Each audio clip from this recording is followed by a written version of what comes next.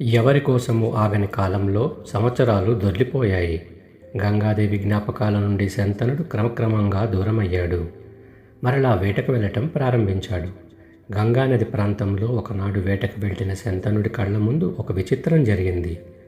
అప్పటి వరకు నిరంతరంగా ప్రవహిస్తున్న గంగానది అకస్మాత్తుగా సన్నగిల్లిపోయింది. శంతనుడు ఆశ్చర్యపోయాడు.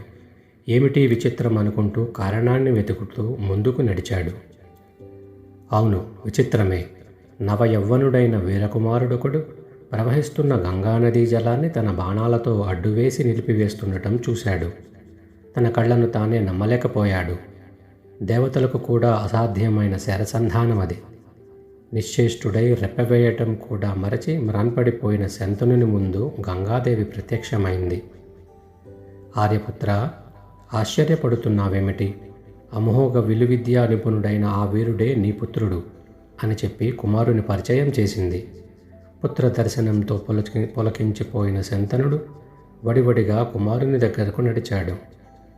గంగాదేవి, నాయన దేవవ్రత, ఈయనే నిన్ను కన్న తండ్రి శంతనరాజు.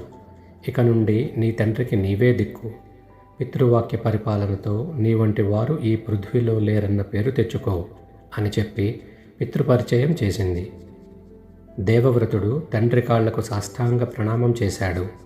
మహావీరుడైన పుత్రుణ్ణి గాఢంగా కౌగిలించుకున్నాడు శంతనుడు. ఆనంద బాష్పాలు నిండిన కళ్ళతో తనివితీరా కొడుకును చూచుకున్నాడు.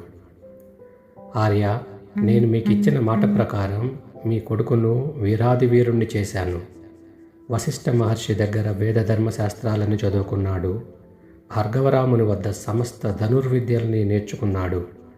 పరాక్రమశాలి, ఆత్మజ్ఞాని, సంయమనమూర్తి, కురువంశ కీర్తికారకుడు అయిన ఈ కుమారుణ్ణి ఈనాటి నుండి మీకు అప్పగిస్తున్నాను అని గంగాదేవి అదృశ్యమైంది.